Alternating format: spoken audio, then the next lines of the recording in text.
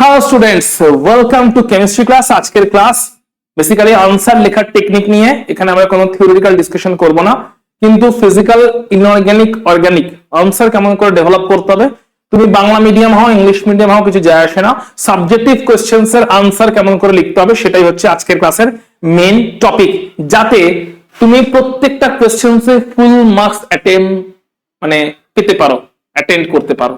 যে প্রত্যেকটা কোয়েশ্চেন থেকে যাই অ্যাটেম্প্ট করে আসবে সেখান থেকে যেন ফুল মার্কস আসে, এটাই হচ্ছে আজকের এই ক্লাসটার টার্গেট, এই ভিডিওটার টার্গেট। তো চলো আমরা একে একে শুরু করছি।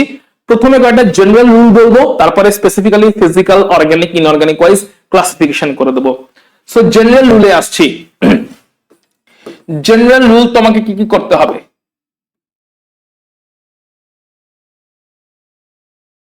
ঠিক আছে, নাম্বার 1 সেটা হচ্ছে point wise answer. Point wise answer লিখতে হবে, অর্থাৎ যাই স্টেটমেন্ট দাও না কেন সেটা যেন প্যারাগ্রাফের মতন হয়ে না যায়, যেন স্টেটমেন্টের মধ্যে যে ছোট ছোট পয়েন্ট গুলো আছে ওগুলো যেন বুলেট করে করে এরকম করে করে প্রেজেন্ট থাকে। অর্থাৎ যে পয়েন্ট গুলোই দিচ্ছ সেগুলো বুলেটিং করে দাও, বুলেটিং করে দাও। কারণ প্রত্যেকটা একটা লাইনের থ্রু দিয়ে একটা পয়েন্টকে মেনশন করলে, একটা সেন্টেন্সের থ্রু দিয়ে একটা পয়েন্টকে হয়তো মেনশন করলে, বা দুটো সেন্টেন্সের থ্রু দিয়ে হয়তো একটা পয়েন্টকে মেনশন করলে, সেন্টেন্স শেষ, ওই পয়েন্ট শেষ, নেক্সট পয়েন্টের জন্য নেক্সট বুলেটে চলে এসো। এরকম করে পয়েন্ট করে করে আনসার ডেভেলপ করার চেষ্টা করো, নাম্বার 1। নাম্বার 2, ডায়াগ্রাম, চাক বা না চাক দিয়ে এসো। ডায়াগ্রাম মানে এই রেজোনেন্সের ডায়াগ্রাম, কোথাও হয়তো একটা হাইড্রোজেন বন্ডিং আছে তার ডায়াগ্রাম, কোথাও হয়তো একটা কার্বোক্যাটায়ন তৈরি হয়েছে সেটার ডায়াগ্রাম, হাইপার কনজুগেশন দেখাচ্ছ। So mainly resonance, plus I বা minus I effect, hyperconjugation কোথাও হচ্ছে, তারপরে আর কি কি হতে পারে, হাইড্রোজেন বন্ডিং কোথাও দেখাচ্ছ বয়লিং পয়েন্টকে এক্সপ্লেন করতে গিয়ে। সো এইখানে ডায়াগ্রাম দেওয়া খুব জরুরি, ডায়াগ্রাম দিয়ে আনসারকে এক্সপ্লেন করো। কোথাও হয়তো 3 ডিগ্রি কার্বোক্যাটায়ন বোঝাচ্ছ, SN1 রিঅ্যাকশন কোথাও ফেভারেবল, 3 ডিগ্রি কার্বোক্যাটায়ন বোঝাতে হবে। তো সেই কার্বোক্যাটায়নটা ডায়াগ্রামটা দাও, যে এটা 3 ডিগ্রি কার্বোক্যাটায়ন, এই 3 ডিগ্রি কার্বোক্যাটায়নের ডায়াগ্রামটা দাও। কোথাও তো SN1 বা SN2 রিঅ্যাকশনের মধ্যে স্টেরিক হিন্ড্রেন্সের ব্যাপার বোঝাতে হবে। সো স্টেরিক হিন্ড্রেন্স যে হচ্ছে সিস ট্রান্স,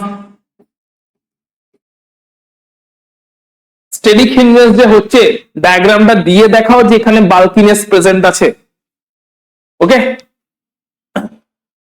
তো এই ডায়াগ্রাম গুলো তোমরা দিচ্ছ না প্রপারলি, তাই আনসার মার্কস আসছে না।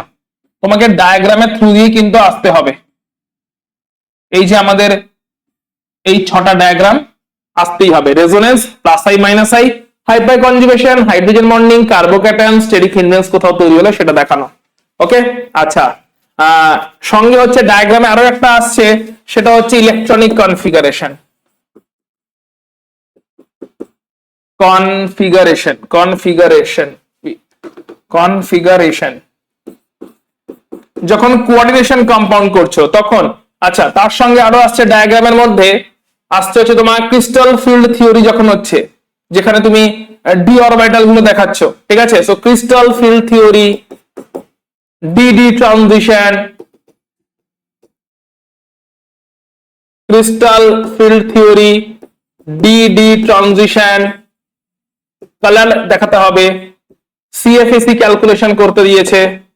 এইগুলো হচ্ছে তোমার ডায়াগ্রামের জায়গা। সো ডায়াগ্রামের জায়গাগুলো এই রকমের কোয়েশ্চেনে তোমাকে ডায়াগ্রাম দিয়ে আসতেই হবে না চাইলেও। ক্রিস্টাল ফিল্ড থিওরি থ্রু দিয়ে এক্সপ্লেন করছো, কেউ প্যারাম্যাগনেটিক কেউ ডায়াম্যাগনেটিক। ডিডি ট্রানজিশন হবে থ্রু দিয়ে কালার এক্সপ্লেন করছো। Week field strong field, week field pair up করতে পারে না, স্ট্রং ফিল্ড পারে, কারণ এক্সপ্লেন করছো। ডেল্টাও থ্রু দিয়ে তুমি সিএফএসি ক্যালকুলেশন দেখাচ্ছ, কে স্টেবল কে less stable. D d transition through দিয়ে কালার, ওয়েভলেংথ এগুলো দেখাচ্ছ। But generally high spin complex, low spin complex, hybridisation, paramagnetic, diamagnetic দেখাচ্ছ। সো এইগুলো হচ্ছে তোমার ইনঅর্গানিকের জন্য। ফিজিক্যালের জন্য ডায়াগ্রামের তো কোনো জায়গা নেই, ওখানে যাই করতে হবে ফর্মুলা থ্রু দিয়ে লিখে করতে হবে। ইনঅর্গানিক এবং অর্গানিকের ডায়াগ্রাম ইজ মাস্ট।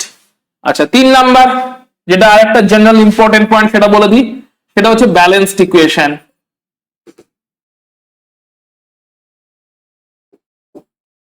যেখানে ইকুয়েশন চাইবে সেখানে তো দিতে হবেই, যদি ইকুয়েশন কোথাও না চায় কিন্তু তুমি যদি মনে করো এখানে সাপোর্টিং ইকুয়েশন দেওয়া জরুরি, যেরকম কেমিক্যাল টেস্ট, যে কোন কেমিক্যাল, একটা কিছু কেমিক্যাল টেস্ট তুমি দেখলে আয়োডোফর্মের থ্রু দিয়ে, কেমিক্যাল টেস্টের থ্রু দিয়ে, আয়োডোফর্ম কেমিক্যাল টেস্টের থ্রু দিয়ে এদেরকে সেপারেট করা যায়, তাহলে কেমিক্যাল টেস্ট যেখানে আছে, ওকে, তাহলে কেমিক্যাল টেস্ট বলো বা এই ধরনের জিনিসপত্র যেখানে যেখানে আছে সেখানে সেখানে কিন্তু ব্যালেন্সড ইকুয়েশন, K2CR2O7 KMnO4 ওদের প্রিপারেশন, ওখানে ABCD দিয়ে কোশ্চেন আসবেই আসবে, আবারও বলে দিচ্ছি। ডি ব্লকে F ব্লকে K2CR2O7 এবং KMnO4 এর প্রিপারেশন ভালো করে পড়ে যাবে, ABCD প্যাটার্নে, আইডেন্টিফাই ABCD এই প্যাটার্নে ওখান থেকে কোশ্চেন আসবে, এসে গিয়ে বসে আছে। K2CR2O7 এবং KMnO4 এর প্রিপারেশন ভালো করে দেখে যাবে, ওদের রিঅ্যাকশনস গুলো স্টাডি করে যাবে। সো ব্যালেন্সড ইকুয়েশন, যেখানে ইকুয়েশন দেবে ব্যালেন্সড হওয়া জরুরি। ইকুয়েশন অর্গানিকের ক্ষেত্রে যদি ব্যালেন্স নাও হয় অ্যাটলিস্ট ইকুয়েশন প্রপারলি দিয়ে আসবে, সাইড প্রোডাক্ট লিখে আসবে। ইনঅর্গানিক লিখতে গেলে ব্যালেন্সড ইকুয়েশন দিয়ে আসতে হবে, অর্গানিকও লিখে আসতে হবে। যদি স্টিল ব্যালেন্স করতে না পারো বা মনে নেই সেক্ষেত্রে সাইড প্রোডাক্ট প্রপারলি লিখে আসবে। সো এগুলো জেনারেল। চলে আসছে এবার ফিজিক্যাল কেমিস্ট্রিতে কেমন করে তুমি আনসার করবে। Physical chemistry, so physical chemistry 2 রকমের কোশ্চেন হতে পারে, 3 রকমের কোশ্চেন হতে পারে। একটা হচ্ছে নিউমেরিক্যাল, একটা হচ্ছে থিওরিটিক্যাল, যেখানে থিওরিটাই লিখতে হবে, একটু উদাহরণ গুলোতে এক্সপ্লেন করতে হবে, থিওরিটিক্যাল। আর একটা হচ্ছে একটু কনসেপচুয়াল, একটু কনসেপচুয়াল যেখানে কিনা আবার একটু ম্যাথমেটিক্স এর ইউজ আছে, মানে কনসেপচুয়াল উইথ ম্যাথমেটিক্স, মানে ডেরিভেশন টাইপস। 3 রকমের কোশ্চেন হতে পারে। সো চলে আসছি প্রথমে নিউমেরিক্যাল। নিউমেরিক্যালের আনসার কেমন করে করতে হবে। নিউমেরিক্যালে প্রথমে ফর্মুলাটা লিখবে অবশ্যই, কোন ফর্মুলা ইউজ করছো, ওই ফর্মুলার টার্ম গুলোর মানে কি, টার্মের মানটা অবশ্যই লিখবে। টার্মের মানে লেখার পরে টার্মের ভ্যালু কত অ্যাকর্ডিং টু কোয়েশ্চেন, যেটা কিনা গিভেন দেওয়া আছে অবশ্যই। তারপরে টার্মের ভ্যালু কত ফিগার আউট হয়ে যাওয়ার পরে অঙ্ক করবে, নিউমেরিক্যালটা করবে, সামসটা করবে, এবং সামটা যখন করবে যা কিছু বের করা সেটা তো বের করলে, প্রপারলি সেখানে স্টেপ জাম্প করবে না, প্রপারলি করবে, নো স্টেপ জাম্প। এন্ড লাস্টে যখন আনসারে কনক্লুশন করবে, আনসার যখন লিখবে তখন ইউনিট অবশ্যই লিখে আসবে। এই হচ্ছে নিউমেরিক্যালের। ফর এক্সাম্পল ধরো এরকম একটা এক্সাম্পল বলছি, ধরো কোথাও একটা ইউজ করছো, দুটো এক্সাম্পল দেখাচ্ছি। E naught cell is equal to E naught cathode minus E naught anode. So লিখবে ইনট সেলটা হচ্ছে EMF of the cell, total EMF বা electromotive force of the cell. E naught ক্যাথোডটা হচ্ছে, এগুলো হচ্ছে সবই রিডাকশন পোটেনশিয়াল। ইনট ক্যাথোড হচ্ছে রিডাকশন পোটেনশিয়াল, যেটা কিনা ক্যাথোডে ইউজ হয়েছে। সেই ক্যাথোডিক হাফ সেল যেটা আছে, ক্যাথোডিক হাফ সেলের রিডাকশন পোটেনশিয়াল, ইনট এন্ডো হচ্ছে রিডাকশন পোটেনশিয়াল। তো টার্মের মানেগুলো লিখে তারপরে তাদের ভ্যালু পুট করবে। ধরো একটা এক্সাম্পল বলছি, ধরো কোথাও ইউজ করছো P naught minus P by P naught is equal to chi solute. টার্মের মানে লিখবে, পি নটটা হচ্ছে vapour pressure of the pure component, পিটা হচ্ছে vapour pressure of the solution, vapour pressure of the volatile solvent present in solution. P নটটা তাহলে কি, vapour pressure of the volatile pure component, পিটা হচ্ছে vapour pressure of the volatile solvent present in the solution. কাইটা হচ্ছে মোল fraction of the non volatile solid solute, mole fraction of the non volatile solid solute in solution. তো প্রত্যেকটা টার্মের মানে লিখে explain করে দেন ডেটা পুট করবে। সেই ডেটা পুট করার পরে তারপরে নিউমেরিক্যাল সলভ করবে। কোথাও তো এই কাই সলিউটকে আবার এক্সপ্লেন করছো, ঠিক আছে, যেখানে ডাব্লিউটা হচ্ছে মাস, মলিকুলার ওয়েট হচ্ছে এম, তাহলে এম হচ্ছে মলিকুলার ওয়েট, ডাব্লিউ হচ্ছে মাস। এগুলো কিন্তু মেনশন করে করে লিখবে, অর্থাৎ টার্মটা মেনশন, টার্মের মানেটা মেনশন করে করে অঙ্কটা এগোবে, ডেটা পুট করবে, ফাইনাল আনসার বের করবে। ক্লিয়ার? তাহলে এটা হয়ে গেল নিউমেরিক্যালকে অ্যাপ্রোচ, যে কোনো একটা নিউমেরিক্যালকে অ্যাপ্রোচ করার এই কটা রুট থাকছে। থিওরিটিক্যাল কোশ্চেন যদি থাকে, থিওরিটিক্যাল কোশ্চেনকে কেমন করে অ্যাপ্রোচ করবে? থিওরিটিক্যাল কোশ্চেনে নাম্বার 1 আছে পয়েন্ট ওয়াইজ আনসার করবে। কোন যদি এক্সাম্পলের স্কোপ থাকে, চাক বা না চাক, এক্সাম্পল দেওয়ার চেষ্টা করবে, এবং এক্সাম্পলটা যখন দেবে তখন ডায়াগ্রাম যদি স্কোপ থাকে তাহলে ড্র করে দেবে। ধরো কোথাও একটা বলছে যেখানে তুমি বুঝতে পারছো, ধরো ফর এক্সাম্পল বললো পজিটিভ ডেভিয়েশন বা নেগেটিভ ডেভিয়েশন থেকে ধরো কিছু একটা কোয়েশ্চেন দিল, যে পজিটিভ ডেভিয়েশন কোথায় হয়, নেগেটিভ ডেভিয়েশন কোথায় হয়, এরকম টাইপের কোয়েশ্চেন দিল, যেখানে তোমাকে বলে দিল ধরো ফর এক্সাম্পল ক্লোরোফর্ম এবং অ্যাসিটোন, ক্লোরোফর্ম এবং অ্যাসিটোন, ঠিক আছে, তো এদের মিক্সচারে কি হবে, পজিটিভ ডেভিয়েশন হবে না নেগেটিভ ডেভিয়েশন হবে, বা বললো ওয়াটার এন্ড অ্যালকোহল, ক্লোরোফর্ম এবং অ্যাসিটোন মিক্স করা হলো, তাহলে ওদের পজিটিভ নেগেটিভ ডেভিয়েশন হবে না, ওরা আইডিয়াল সলিউশন তৈরি করবে। বা হয়তো বললো ওয়াটার এবং অ্যালকোহল মিক্স করা হলো, পজিটিভ নেগেটিভ কেমন ডেভিয়েশন হবে এবং নাকি আইডিয়াল সলিউশন তৈরি হবে।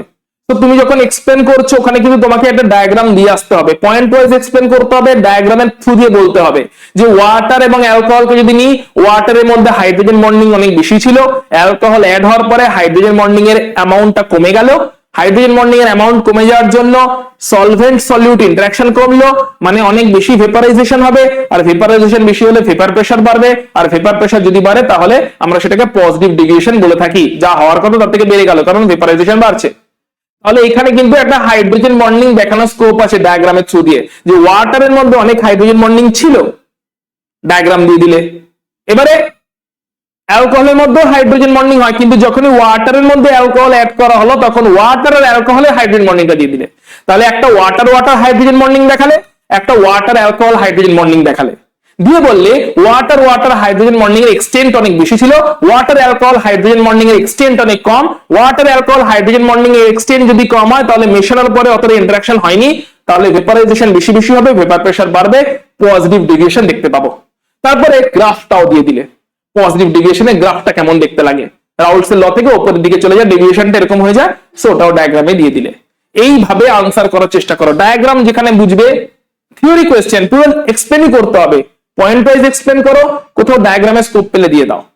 ধরো বলছে আচ্ছা ফিজিক্যালে আছি, ইনঅর্গানিকে অর্গানিকে যাচ্ছি না, আচ্ছা কনসেপচুয়াল কোয়েশ্চেনস উইথ ম্যাথমেটিক্স, যেখানে ডেরিভেশন, এটা বেসিক্যালি ডেরিভেশন যেখানে ইনক্লুড হচ্ছে, ডেরিভেশন অর্থাৎ ডেরিভেশনের থ্রু দিয়ে আনসারে আসার চেষ্টা করো, কেবলমাত্র লিখে যেও না। ধরো বললো show that this is a colligative property, show that relative lowering of vapour pressure is a colligative property, পুরো ডেরিভেশনটাতে এসো এবং ডেরিভেশনটাও টার্মের মানে লিখে লিখে এসো। যেখানে কনসেপচুয়াল কোয়েশ্চেন কিন্তু বুঝছো এটার পিছনে ম্যাথমেটিক্স আছে, সেখানে ডেরিভেশন দেওয়ার চেষ্টা করো না চাইলেও, এবং ডেরিভেশন যখন দেবে তখন টার্মগুলোর মিনিং প্রপারলি এক্সপ্লেন করবে, টার্মের মিনিং, কোন টার্মের কি মিনিং সেটা প্রপারলি এক্সপ্লেন করে ডেরিভেশনের মাধ্যমে আনসারে কনক্লুড করার চেষ্টা করবে, কেবলমাত্র সাবজেক্টিভ ওয়াইজ। অর্থাৎ অর্থাৎ ধরো এরকম একটা কোয়েশ্চেন দিল, বললো এরকম ধরো কোয়েশ্চেন দিল, ধরো বললো যে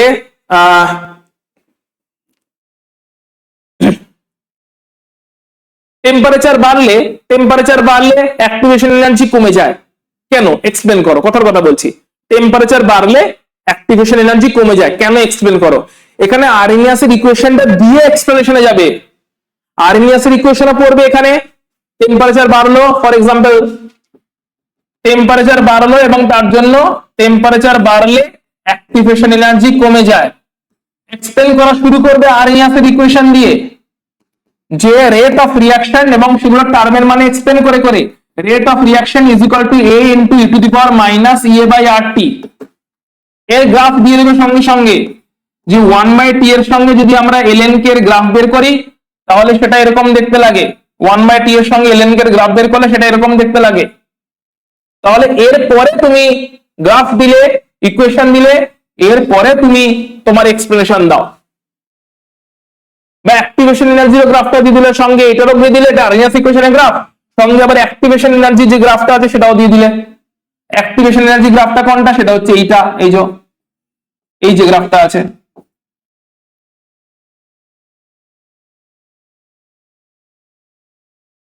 সবটাই দিয়ে দিলে। তাহলে কি কি দিলে?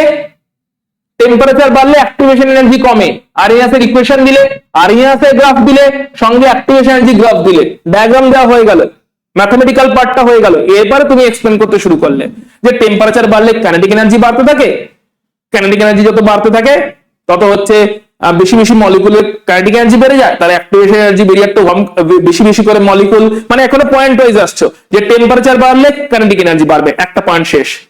কাইনেটিক এনার্জি বাড়লে বেশি বেশি করে মলিকুল অ্যাক্টিভেশন এনার্জি বেরিয়ে ওভারকাম করে যাবে, সেকেন্ড পয়েন্ট শেষ। যত বেশি বেশি মলিকুল অ্যাক্টিভেশন এনার্জি বেরিয়ে ওভারকাম করে যাবে তত বেসিক্যালি রিঅ্যাকশন ফাস্ট ফরওয়ার্ড হবে, থার্ড পয়েন্ট শেষ। রিঅ্যাকশন ফাস্ট ফরওয়ার্ড হয়ে যাওয়ার জন্য আমরা কনক্লুড করতে পারি যে টেম্পারেচার বাড়াতেই বোধহয় অ্যাক্টিভেশন এনার্জিটা কমে গেছে, যে কারণে রিঅ্যাকশন ফাস্ট ফরওয়ার্ড হয়ে গেছে। সো বেসিক্যালি টেম্পারেচার বাড়াতে অ্যাক্টিভেশন এনার্জি কি অ্যাকচুয়ালি কমলো? না, অ্যাক্টিভেশন এনার্জি কমেনি, কিন্তু বেশি বেশি করে মলিকুল অ্যাক্টিভেশন এনার্জিটা ক্রস করে গেছে।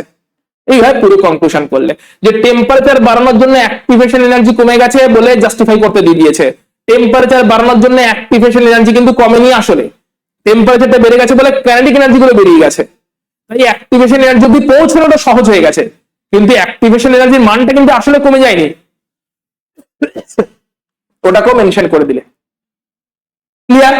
তাহলে এরকম ভাবে কিন্তু স্টেপ বাই স্টেপ আনসারের পয়েন্ট গুলোতে আসবে। এই হয়ে গেল আমাদের ফিজিক্যাল। চলে আসছে এবার ইনঅর্গানিক।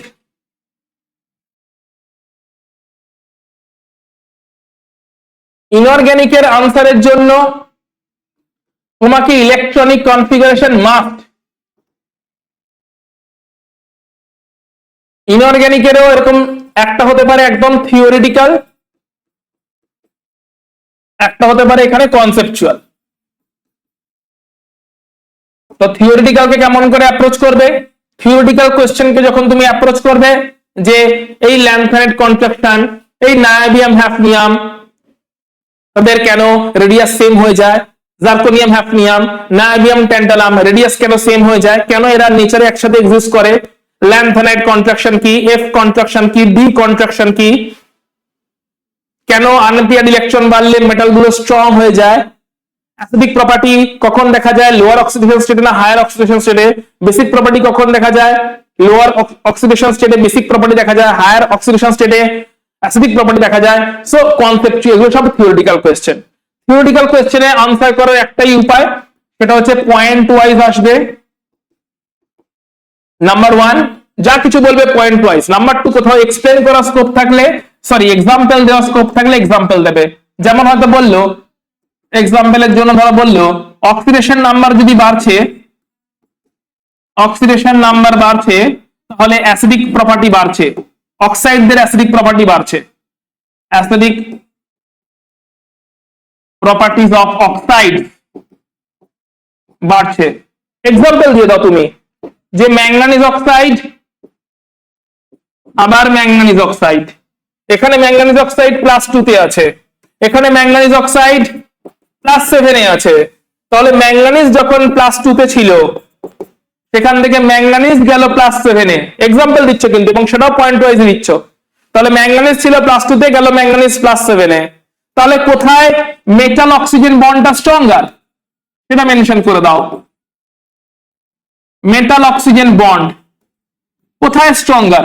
ডেফিনেটলি যেখানে +7 সেখানে অ্যাট্রাকশন বেশি, সেখানেই স্ট্রঙ্গার। তাহলে মেটাল অক্সিজেন বন্ড যেখানে অ্যাট্রাকশন বেশি ওখানে স্ট্রঙ্গার। তাহলে যদি ওখানে স্ট্রঙ্গার হয় তাহলে ওখানে অক্সিজেন রিলিজ হবে না, অক্সিজেন যদি রিলিজ না হয় তাহলে অ্যাসিডিক হবে।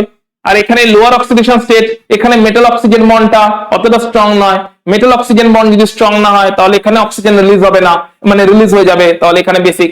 তাহলে এইভাবে তুমি এক্সপ্লেনেশনটা এক্সাম্পলে দিচ্ছ। কোশ্চেনে কিন্তু এত কিছু দেয়নি, কোশ্চেনে হয়তো বলে দিয়েছে যে অক্সিডেশন নাম্বার হাই হলে অ্যাসিডিক প্রপার্টি দেখতে পাওয়া যায় অক্সাইডদের মধ্যে, অক্সিডেশন নাম্বার হাই হলে অ্যাসিডিক প্রপার্টি দেখতে পাওয়া যায় অক্সাইডদের মধ্যে। তো এক্সাম্পল দিয়ে এক্সপ্লেন করো, এক্সাম্পল দিয়ে এক্সপ্লেন করো যে যখন লোয়ার অক্সিডেশন স্টেট এক্সাম্পল দাও তখন মেটাল অক্সিজেন বন্ড অতটা স্ট্রং নয়, হায়ার অক্সিডেশন স্টেট হয়ে গেলে metal oxygen bond strong, metal oxygen bond যদি স্ট্রং হয়ে যায় অক্সাইড রিলিজ হবে না, অক্সাইড রিলিজ না হলে বেসিসিটি কমবে, অ্যাসিডিটি বাড়বে। তাই হায়ার অক্সিডেশন স্টেটে অ্যাসিডিটি আর লোয়ার অক্সিডেশন স্টেটে বেসিসিটি। কনক্লুশন করো পয়েন্ট ওয়াইজ। নেক্সট হচ্ছে কনসেপচুয়াল কোয়েশ্চেন। কনসেপচুয়াল কোয়েশ্চেন মানে যেখানে তোমাকে ইলেকট্রনিক কনফিগারেশন, যেটা কোঅর্ডিনেশন কম্পাউন্ড থেকে বেশি বেশি করে আসে, এখানে কিন্তু ইলেকট্রনিক কনফিগারেশন দিয়েই আনসার করতে হবে। ইলেকট্রনিক কনফিগারেশন যখন লিখবে, একটা গ্রাউন্ড স্টেট দেখাবে, একটা অক্সিডেশন স্টেট দেখাবে, +2 তে আছে, +3 তে আছে, তখন কি অক্সিডেশন স্টেটে আছে, তখন কি কনফিগারেশন। তারপরে যখন লিগ্যান্ডের সঙ্গে কম্বাইন করে গেছে, কমপ্লেক্সটা তৈরি হয়ে গেছে লিগ্যান্ডের সঙ্গে কম্বাইন করে, তখন দেখাবে। তারপরে তার কনক্লুশনে যাবে যে তার হাইব্রিডাইজেশন কি হলো, তার জিওমেট্রি কি হলো, তার ম্যাগনেটিক প্রপার্টি কি হলো, এগুলো লাস্টের স্টেজ। তাহলে একদম ইলেকট্রনিক কনফিগারেশন দিয়েই সমস্ত আনসার করতে হবে। অথবা ওয়ার্নার থিওরি চেয়েছে, ওয়ার্নার থিওরিতে ইকুয়েশন দিতে হবে, আয়নাইজেশন ইকুয়েশন।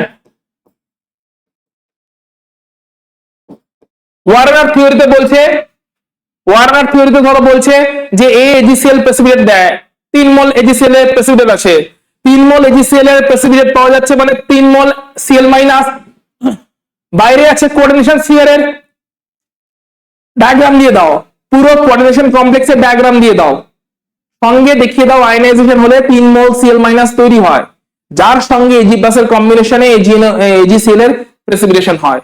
তাই যখনই ওয়ার্নার থিওরি দিয়ে কোশ্চেন দিচ্ছে, দিয়ে বলছে দুটো আইসোমার আছে, একজন প্রেসিপিটেশন পরে, একজন প্রেসিপিটেশন পরে না, সো তুমি ইকুয়েশন দিয়ে পরিষ্কার দেখাও যে 3 মোল AgCl প্রেসিপিটেট করেছে, মানে 3 Cl- কোঅর্ডিনেশন স্ফিয়ারের বাইরে অ্যাজ আ আয়ন্স প্রেজেন্ট আছে। ইকুয়েশন দিয়ে দাও, আয়নাইজেশন ইকুয়েশনটা দিয়ে দাও যে 3টে Cl- বাইরে আছে, তার সঙ্গে Ag+ গুলো মিলে AgCl তৈরি হচ্ছে। সঙ্গে পুরো একটা থার্ড ব্র্যাকেট দিয়ে যে ডায়াগ্রাম গুলো আমরা ক্লাসে প্র্যাকটিস করেছি, যেখানে কোঅর্ডিনেশন স্ফিয়ার কোনটা এবং আয়নিক স্ফিয়ার কোনটা সেপারেটলি বুঝেছি, সেই ডায়াগ্রামটাও দিয়ে দাও। তাহলে আয়নাইজেশন ইকুয়েশন সঙ্গে হচ্ছে কোঅর্ডিনেশনের ডায়াগ্রাম, কোঅর্ডিনেশন কমপ্লেক্সের ডায়াগ্রাম।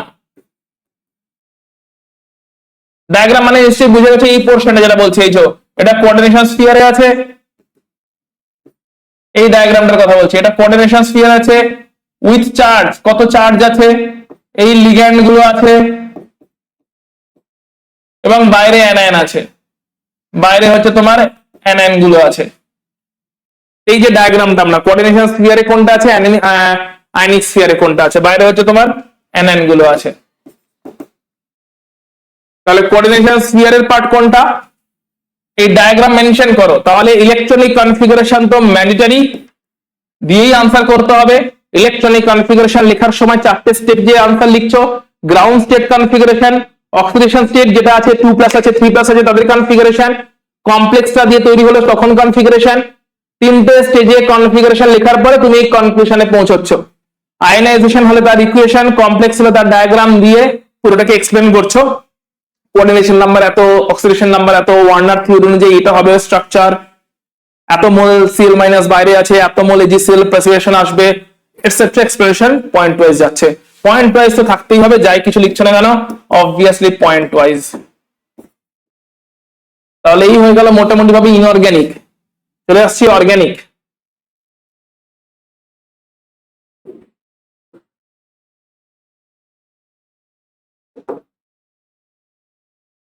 অর্গানিক কেমিস্ট্রিতে কেমন কোয়েশ্চেন আসতে পারে?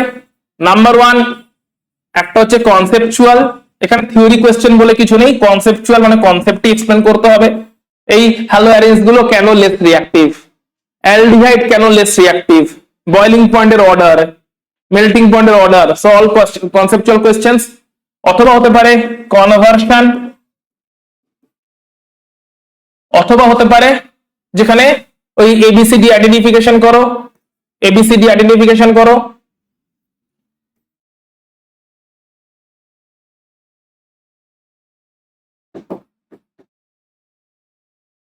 এইটা একটা প্যাটার্ন হতে পারে, কনভার্সন হতে পারে। আচ্ছা, অথবা হতে পারে ইকুয়েশন বেসড কোয়েশ্চেন, যেখানে তোমাকে ইকুয়েশন দিতে হবে, ইকুয়েশন লিখে আসতে হবে। এই হচ্ছে আমাদের মেন মেন এরিয়া। সো কেমন করে কোন এরিয়া? কনসেপচুয়াল কোয়েশ্চেনে পয়েন্ট থাকবে এন্ড তার সঙ্গে থাকবে হচ্ছে ডায়াগ্রাম, মানে রেজোনেন্স হচ্ছে, কোথাও ইলেকট্রোফিলিক সাবস্টিটিউশন রিঅ্যাকশন হচ্ছে, রেজোনেন্স হচ্ছে, রেজোনেন্সের ডায়াগ্রাম দেবে, কার্বোক্যাটায়ন হচ্ছে তার ডায়াগ্রাম দেবে, দেখিয়ে দেবে। এই হচ্ছে আমাদের একটা করে হলেও দিয়ে আসবে, এই হচ্ছে ফেনল, এইখানে এই রেজোনেন্সটা হচ্ছে, তার জন্য কার্বন অক্সিজেন বন্ডটা পার্শিয়াল ডাবল বন্ড হয়ে গেল। এই রেজোনেন্সটা এখানে হলো, তার জন্য এখানে কার্বন অক্সিজেন বন্ডটা ডাবল বন্ড হয়ে গেল, দেখিয়ে দিলে, দিয়ে পার্শিয়াল ডাবল বন্ড পয়েন্টিং করে দিলে, correct, partial double bond pointing করে দিলে।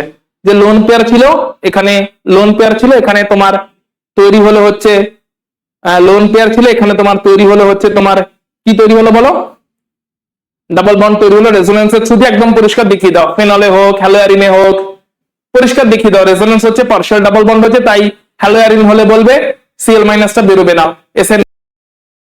সো ডায়াগ্রাম পয়েন্ট দেবে এবং ডায়াগ্রাম দেবে, ডায়াগ্রামের থ্রু দিয়ে এক্সপ্লেন করবে সবসময়। কার্বোক্যাটায়ন হচ্ছে, কার্বোক্যাটায়ন দেখিয়ে দাও, যেখানে 3 ডিগ্রি কার্বোক্যাটায়ন হলো।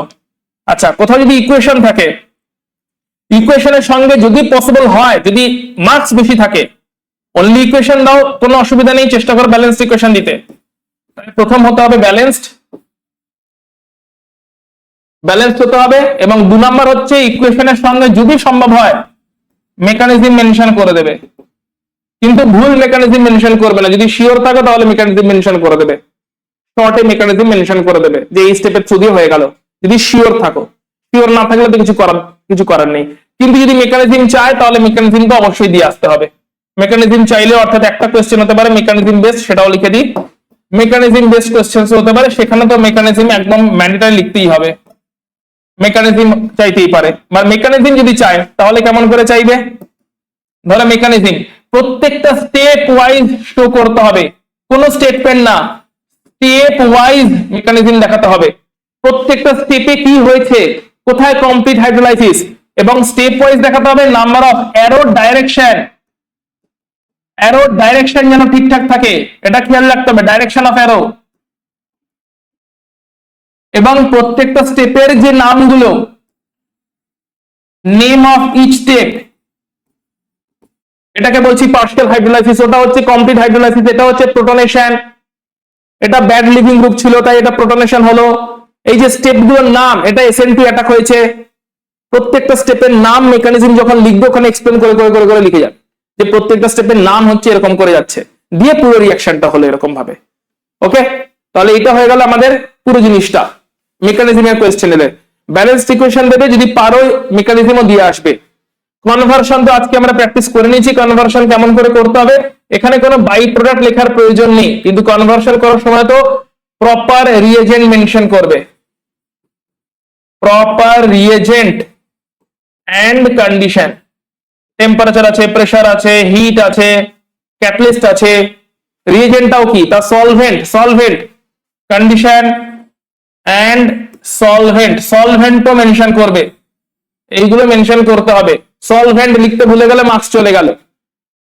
এবিসিডি আইডেন্টিফিকেশন করে ফেলেছে হয়তো, কিন্তু আইডেন্টিফিকেশনের সঙ্গে তার সাপোর্টিং ইকুয়েশন দিয়ে আসতে হবে, শুধু আইডেন্টিফাই করে ছেড়ে দিলে হবে না। যে এই রিঅ্যাকশনটা হয় তাই আমি এটাকে এটা বলেছি সাপোর্টিং ইকুয়েশন। এই ইকুয়েশনে কিন্তু ব্যালেন্সড ইকুয়েশন না হলেও চলবে, এই ইকুয়েশনটা কিন্তু তোমার মেকানিজম না দেখালেও চলবে, এটা জাস্ট সাপোর্টিং ইকুয়েশন। যে আমি এবিসিডি আইডেন্টিফাই করে ফেলেছি কিন্তু শুধু এবিসিডি লিখে দিয়ে চলে চলবে না, সাপোর্টিং ইকুয়েশন দিয়ে আসতে হবে, যে this is the supporting equation. এখানে অ্যারোর ডাইরেকশন ঠিকঠাক ভাবে দিতে হবে, এবং সাপোর্টিং ইকুয়েশন যখন দেবে তখনও সেটাকে ব্যালেন্স রাখার চেষ্টা করবে, কন্ডিশন প্রপারলি দিবে যে এই কন্ডিশন। তবে সেখানে তুমি এই স্টেপ গুলোর নাম না লিখলেও চলবে, কিন্তু কন্ডিশন মেনশন করবে, রিএজেন্ট প্রপারলি মেনশন করবে যখন এই সাপোর্টিং একটা দুটো তিনটা স্টেপের একটা রিঅ্যাকশন দিচ্ছ। তাহলে এই হচ্ছে মোটামুটি অর্গানিক, এবং অর্গানিকের বেশিরভাগ কোশ্চেন এই জোন থেকে আসবে, ডায়াগ্রাম দিয়ে আনসার করবে, কোথায় হাইড্রোজেন বন্ডিং হচ্ছে, কোথায় রেজোনেন্স হচ্ছে, কোথায় কার্বোক্যাটায়ন, কার্বোক্যাটায়নদের অ্যারেঞ্জ করতে বলেছে, অ্যাসিডিটি অর্ডার, বেসিসিটি অর্ডার, অ্যামিনসের বেসিসিটি, ডায়াগ্রাম দিয়ে আসবে। যেরকম ধরো 2 নম্বর এক্সাম্পল দেখাচ্ছি, 2 নম্বর এক্সাম্পল অ্যামিনসের বেসিসিটি, সেখানে তুমি দেখাবে যে অ্যামিনসের ইকুয়েশন দেখাবে যেটা 1 ডিগ্রি অ্যামিন ওয়াটারের সঙ্গে রিঅ্যাক্ট করলো এবং ওয়াটারের সঙ্গে রিঅ্যাক্ট করলো, অর্থাৎ অ্যাকুয়াস মিডিয়ামে আছে, ওয়াটারের সঙ্গে রিঅ্যাক্ট করে RNH3+ তৈরি হলো। এবারে এই RNH3+ এর সঙ্গে আর NH3+ এর সঙ্গে এখানে অনেকগুলো করে হাইড্রোজেন আছে এবং এদের সঙ্গে ওয়াটারের হাইড্রোজেন বন্ডিং তৈরি করার চান্সেস আছে। অ্যাটলিস্ট একটার জন্য হলেও দেখাও। পরিষ্কার দেখিয়ে দিয়েছি একদম যে হাইড্রোজেন বন্ডিং তৈরি হওয়ার চান্সেস এখানে কেমন ভাবে আছে।